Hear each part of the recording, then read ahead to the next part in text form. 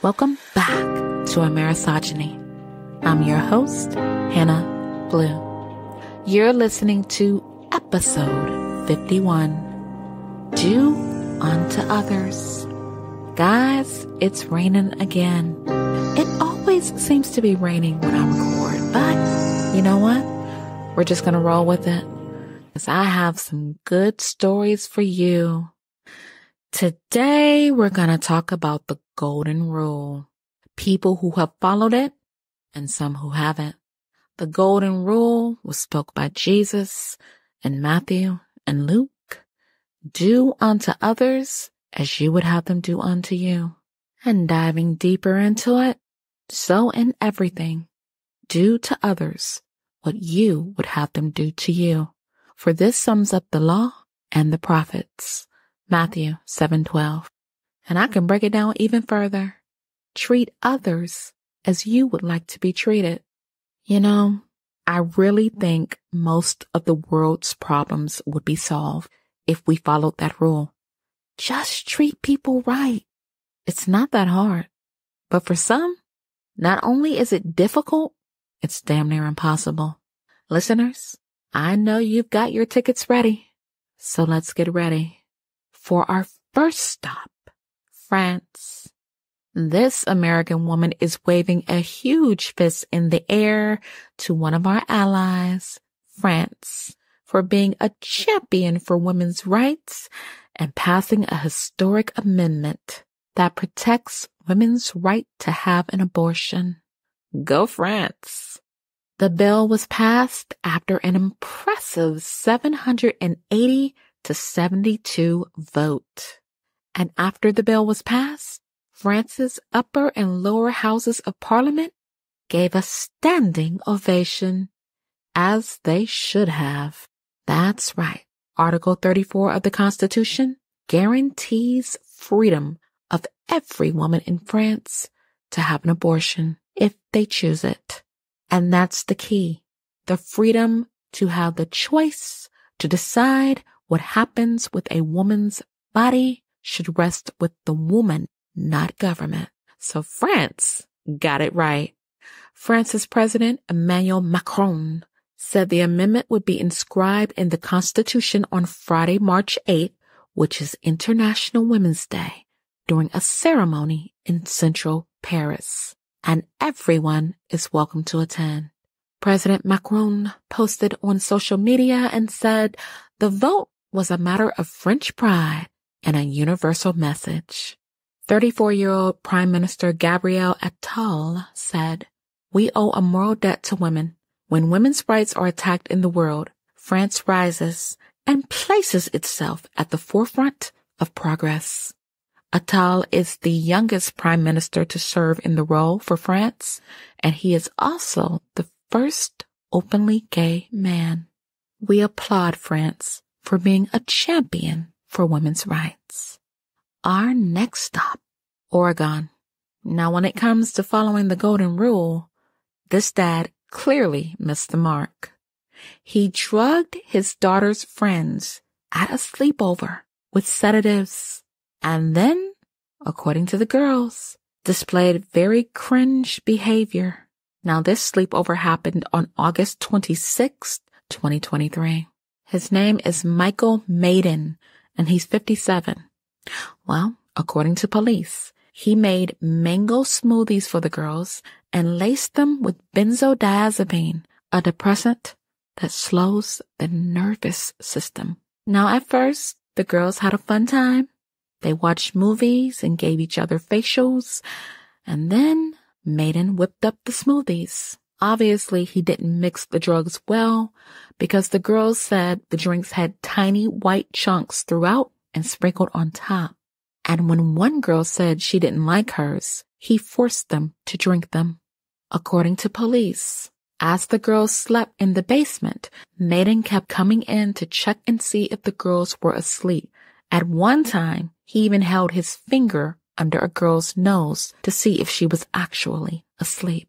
He also moved a girl's arm and moved her body on the bed. One of the girls said she remained awake in fear that Mr. Maiden was going to do something to her friend. Another girl said she felt woozy, hot, and clumsy and fell into a thick, deep sleep that she had never experienced before. These girls were 12 years old. Can you imagine how scared they were? One of them was very smart. She texted her mom at 1:45 a.m. as she was losing consciousness and begged her mom to come and pick her up. She wrote, "Mom, please pick me up and say I had a family emergency. I don't feel safe. I might not respond, but please come and get me." Crying emoji. Please, please pick up. Please, please. And it seems like the mother came to her rescue and also called the families of the other girls to take them home. But when the parents arrived around 3 a.m., Maiden didn't want to let them take the girls home. He knew what he had done. And he knew if the girls' blood levels were tested, he was going to be in big trouble. Well, that's exactly what happened. The girls were taken to Randall Children's Hospital, and in the ER, the girls tested positive for an unknown prescription drug. Police questioned all of the girls and noted that one walked slowly and had to rely on her mother for balance. Her speech was slowed and her eyelids were very heavy. Maiden and his wife divorced last year. Gee, I wonder why. Maybe she knew he was a creeper? Maiden is now facing charges, as he should. He's been charged with causing another person to ingest a controlled substance and application of a controlled substance to the body of another person. He pleaded not guilty, and his bail was set at $50,000. What a sick, twisted man. This is why some parents refuse to send their children for sleepovers. They don't trust anyone, and rightfully so. If Oregon is smart, they'll lock him up. And I promise you, if he goes to prison, he won't be trying to play any games on those big boys in there. Our next stop, Florida, Miami-Dade. You know, that reminds me of the Golden Girls. In my episode on Nostalgia Mania, I forgot to mention the Golden Girls and Married with Children. I don't know how I did that, but my apologies. A Florida woman is accused of slipping a bleach tablet in her boyfriend's tea. Now, she says she thought it was sugar, but police say, not today, Satan. Yvette Diaz is 49 years old, and she was charged with poisoning food or water on February 20th. Now, when their landlord saw she had been arrested, it was shocking. According to the landlord, I don't know what happened with them because they look like a beautiful, very happy couple. Obviously, they weren't that happy if she gave him bleach. Diaz and her male partner had lived together for 3 years. Her partner was getting ready to eat and have a cup of tea when he stepped out of the house to answer a work call. When he came back inside, he offered a bite of his tortilla to Diaz. Then he offered some of his tea, but she declined. I know she did because she knew what was in it. Well, he took a drink and felt a burning sensation, and he also said he smelled bleach inside the cup. According to police, the victim poured the drink into the sink and saw the remains of a concentrated bleach tablet. Now get this, he uses 1 tablet for 5 gallons of water. And that is what she put in his cup. The victim turned to Diaz and said, "There's bleach in this drink. Did you put bleach in my drink?"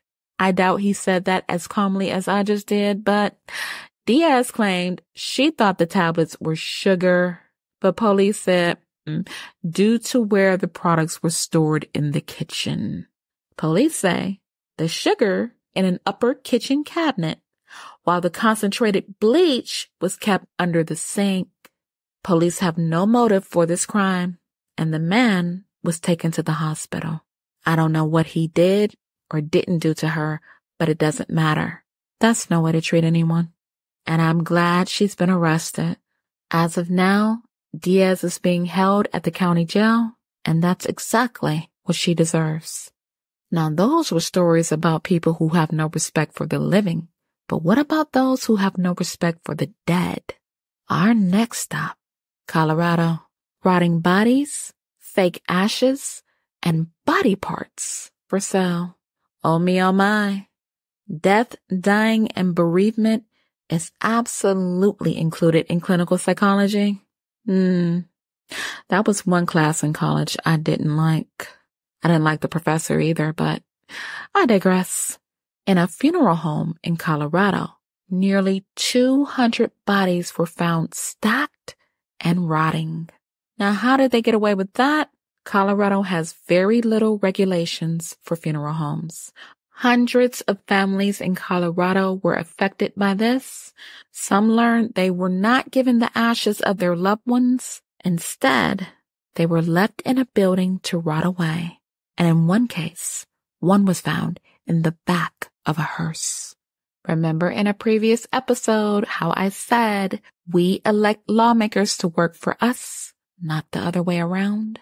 Well, these families understood the assignment. They lobbied for their lawmakers to unveil a bill that would implement Colorado's first licensing requirements to become a funeral home director. In addition, the bill would bring their licensure rules in line with other states and even outdo some of them. The bill sets requirements for embalmers and cremationists. Senator Dylan Roberts is a Democrat, and he said, too many Colorado families have had to face the gruesome and unacceptable reality that their loved ones' remains have been mishandled, lost, improperly cared for, sold, and completely disrespected. Things have reached a breaking point. Listeners, you may be wondering how in the world this happened. Well, funeral home directors were not required to have a high school diploma. That means anybody and their mama could have been a funeral home director. If the bill passes, and I'm sure it will, a license will require a background check, a degree in mortuary science, and passing of a national exam and an apprenticeship. In February, 190 bodies were found in a bug-infested funeral home, and another body was found in a hearse. She was Christina Rosales. Her body was found in a hearse, covered in blankets, and the only reason she was found, the owner of the funeral home was being evicted. Ms. Rosales passed away at 63 from Alzheimer's disease, and her husband George selected the funeral home because they were friends with the operator. Now that's scary. If this person can do this to a friend, think of what they do to an enemy. Now you can just imagine the devastation Mr. Rosales felt when he learned his late wife's body had been left on a gurney inside of a hearse and that he'd been given somebody else's ashes. Mr. Rosales was in tears when he said, "I've cried many times for her. After 18 months, I thought I was done with this, but it started all over again. I probably wouldn't have found out about my wife's body if he wasn't getting evicted." Colorado wants to introduce another bill that will require routine inspections by regulators, including after a funeral home's registration lapses. And clearly, this funeral home was not having inspections. I can't even imagine the smell. It's imperative that funeral homes should be licensed and inspected. You're dealing with human remains here. That's no way to treat anyone, especially the dead. Now this story is even more heartbreaking for Sheila Canfield Jones. She kept what she thought was her daughter's ashes for 4 years. She couldn't bear to part with them. But an official took the ashes out of the urn and told Miss Canfield Jones, "It's not your daughter." She said, "He had to keep telling us over and over again." It was horrific. My heart truly goes out to her from one mother to another. What an absolutely despicable thing to do. Ms. Canfield Jones says she has nightmares of her daughter's decomposing body. Now, the owners of the funeral home were finally arrested and now face hundreds of charges. But in 2020, the local coroner had tried to tell on them and nobody listened. Patty Salazar, executive director of the state agency that oversees funeral homes, says, there is a general understanding that things must change. Colorado needs to and will do better by passing this legislation. Let's hope so, because this story was gruesome in more ways than one. Our next stop isn't a state or a country. It's social media. X, to be exact, formerly known as Twitter.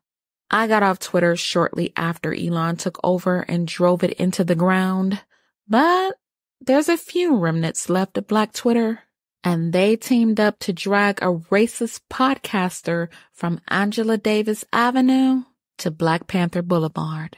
And for what? He called actress Halle Bailey, our latest The Little Mermaid, ugly, and compared her to E.T.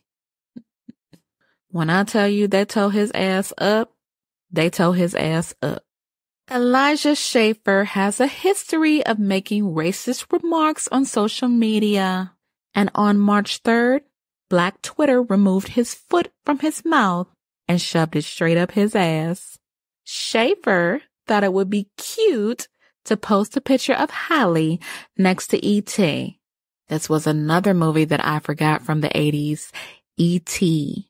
And if you grew up in the 80s, you remember the classic phrase, E.T. phone home. Well, it's one thing to have an opinion, but it's totally another to be cruel and toxic. And the mean-spirited energy that Schaffer put out is exactly what he got back. Once he posted the photos, someone said, "Look like your mother with a tan. She is really ugly, bro." And not only did the person post it, they also posted Schaffer with his mom. Well, Schaffer tried to garner some sympathy, explaining that his mom had some facial disfigurement due to a rare cancer, and that she had 60% of her soft tissue removed and huge portions of her jaw carved out in 3 life-saving surgeries. Well, Black Twitter said, and one comment said, "This is what a lot of you cowards do. Disrespect women, then play victim when your women get disrespected back. Stop it with the white fragility. Nobody knew your mom passed. I hope she wasn't alive when you caught that sexual assault charge." Ooh-wee. And then Schaffer got mad and threatened legal action over what he called a defamatory statement. And why? Allegedly, he groped a female colleague's breast at a film premiere without her consent and subsequently was fired from the Blaze in 2022. Black Twitter didn't even spare his girlfriend. One said, "This your girl? Damn, I see why you mad." And then Halle's boyfriend, DDG, got in on the action. I'm not going to say what he said because by now I think you got the picture. People started pulling old posts he made, comparing some Black people to thugs. And as the heat turned up on Schaffer, his ugly racism kept getting worse and worse. He started calling the posters monkeys and crying Black babies. Remember, in a previous episode, I already told you why I hate the word monkeys. It's racist and offensive. Schaffer is so sickening. He posted, "I always thought Black people were better at being savage online, but I've never been more wrong. I can't understand 90% of their DMs. Incoherent ebonics, insults that sound like they're coming from a retarded 6-year-old. Or they just say illegal things. Not surprised here." And he went on. All this over a subpar actress having her eyes spread too far apart? Tribalism isn't a bad thing, but they waste so much time being infuriated with the dumbest shit while their neighborhoods deteriorate and they continue to spike our crime statistics to unseen levels. Chill.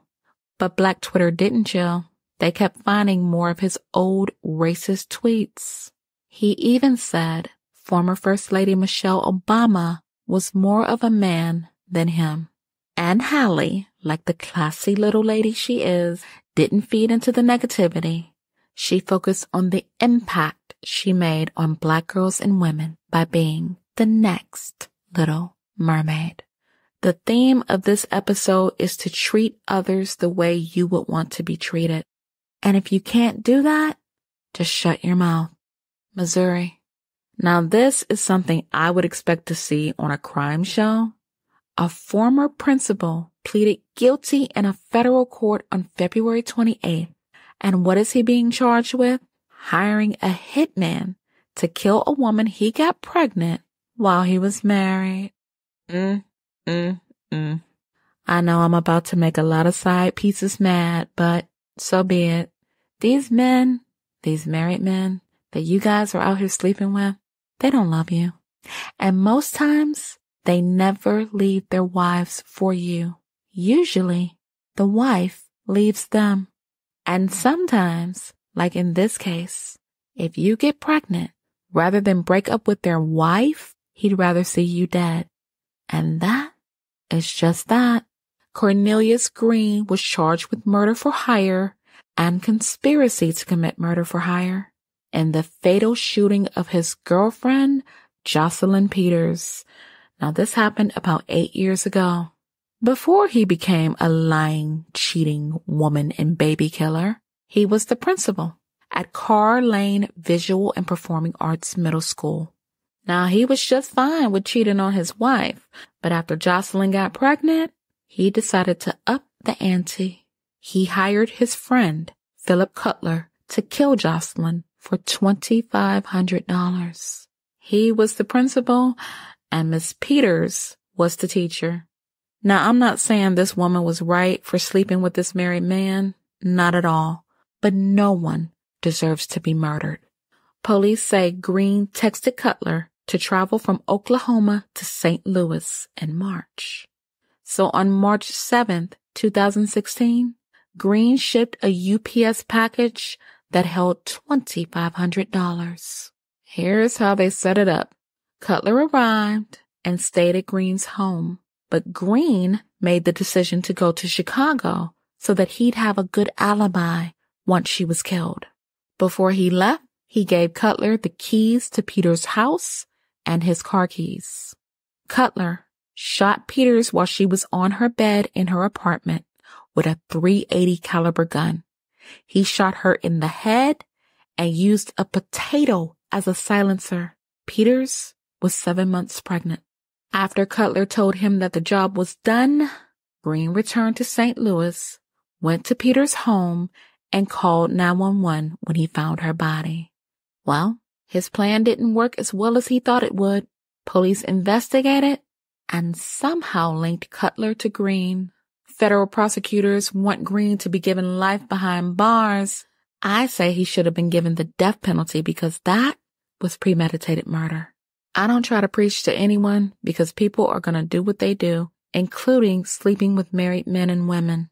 But just know, what happened to Miss Peters can happen to you as well. Our last stop, Texas. Finally, a story about people who treat people right and treat them the way they would want to be treated. Chris Armstrong married her husband James in 2016. But this marriage came with a heartwarming deal. Chris had been married before. In 2006, she married a man named Brandon, but he suffered a severe brain injury 2 years later. The accident left Brandon with a reduced mental and physical capacity and unable to care for himself. Chris said she cared for Brandon for years, but finally made the decision to move on with her life. But she didn't want to give up on him. So she divorced him and filed the paperwork to become his legal guardian. When Chris met James, she let him know Brandon came as a package deal, and James was more than happy to help her take care of Brandon. He changes Brandon and even bathes him. They also feed Brandon and take him to his medical appointments. In a previous episode, I told you there are very good people in this country. Chris and James Armstrong are two of them. The fact that she married Brandon, did all she could for him, And no one would have blamed her if she had put him in an institution, but she didn't do it. She chose to keep him at home where he's loved and cared for. If that is not the epitome of the golden rule, then you tell me what is. Here's what's even sweeter to me. James and Chris have kids who love Brandon and call him uncle. Ladies, when you say there are no good men out there, you're wrong. Listen to the story.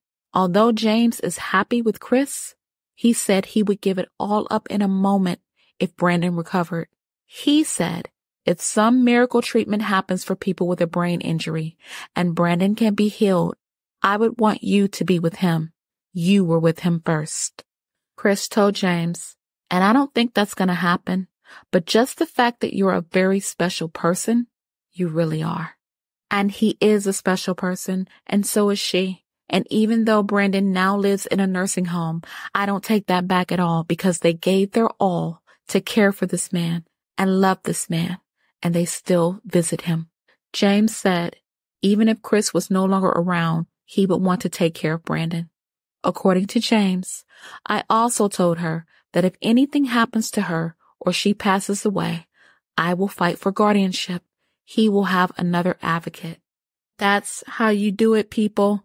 That's how you advocate for people with mental and physical disabilities. This is an awesome story. I am inspired and in awe of this couple. May God bless Brandon, James, and Chris. And on that note, and a good one, I must say, I'm out of time. If you learned something from this episode, feel free to follow me. By now you know where. On Podbean, Samsung, Spotify, YouTube, Apple Podcasts, iHeartRadio, and more. The weekend is coming, you guys. So I want you to be easy. Take care of yourselves. Remember to do unto others as you would have them do unto you. And as always, God bless.